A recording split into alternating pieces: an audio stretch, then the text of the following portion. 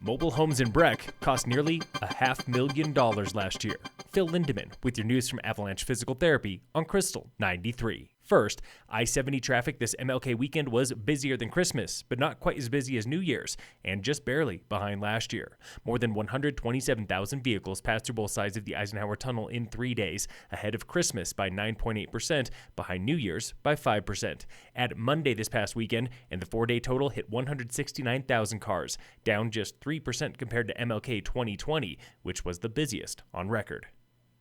It's official. Summit County real estate broke $2 billion for the first time ever in 2020. Summit Association of Realtors shows a grand total of $2.08 billion for all property types, up 32% over last year. That's nearly $340 million more than all sales combined in Park, Grand, and Lake counties. Homes were selling for 8% more, an average of $1.04 million. Townhomes 13% more at $800,000. But biggest jump of the year was for mobile homes, up 31%, selling for nearly $500,000 apiece.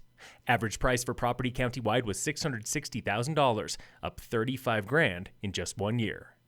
COVID shutdown forced town of Breck to cut tens of millions of dollars last year, but the childcare assistance fund went unscathed. Coordinator Corey Burr. We utilized a little bit more of the funds than originally anticipated.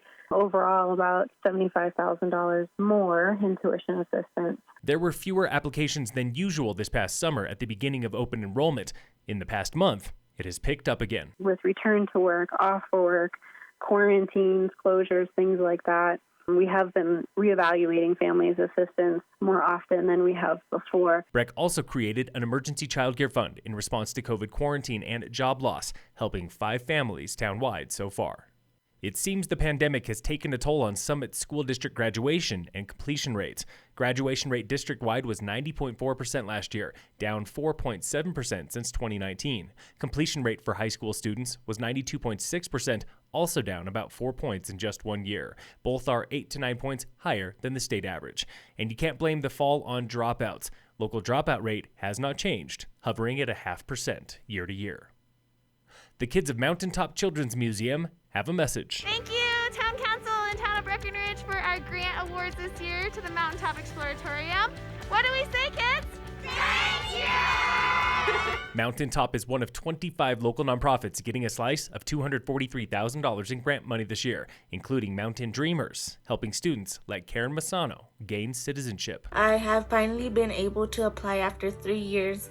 And I'm very happy. I've never been so happy. Breck also gives scholarship money to Summit High seniors later this year. In sports, the Nuggets play the Thunder tonight at 7. The Avalanche face the Kings at 8.